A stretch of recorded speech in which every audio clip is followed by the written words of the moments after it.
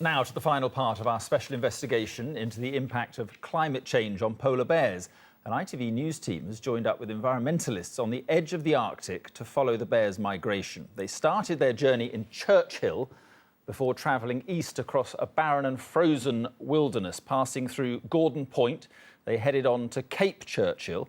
This is where most of the bears should be at this time of year. It's there they will stay hunting for seals throughout the winter months, but scientists are worried. Every year, sea ice is freezing later and melting earlier, leaving the animals with less time to build up vital fat stores.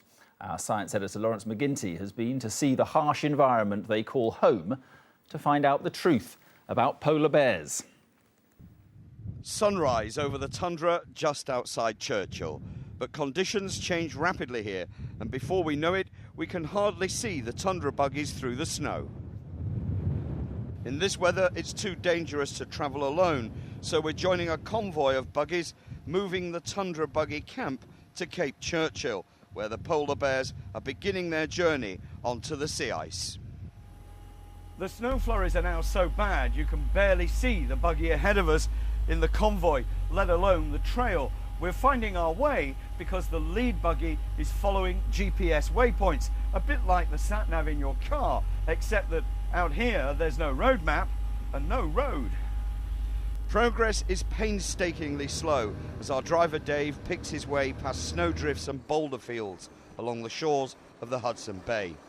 Then, near disaster, one of the trailers is starting to slip off its chassis.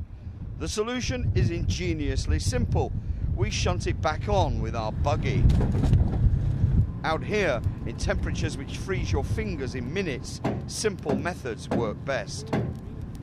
Our buggy has knocked the bunkhouse back onto the chassis, and now they're having to do some quick welding to hold it in place. All this is slowing us down, and as we approach our destination, it's pitch black and the snowstorm has become a whiteout. The journey to the centre of the Bear Kingdom, less than 30 miles, has taken us 9 hours, almost 3 times slower than a marathon runner. That was a long day, gang, but we're here at Cape Churchill, and what a day. This morning we found the bears waiting for us, playfully sparring. Soon they'll be moving on to sea ice to hunt seals. It's so crucial to them because in 2 short months there, they'll eat 80% of their food intake for a year. Polar bears have been using this route through Cape Churchill onto the sea ice for tens of thousands of years, perhaps even hundreds of thousands of years.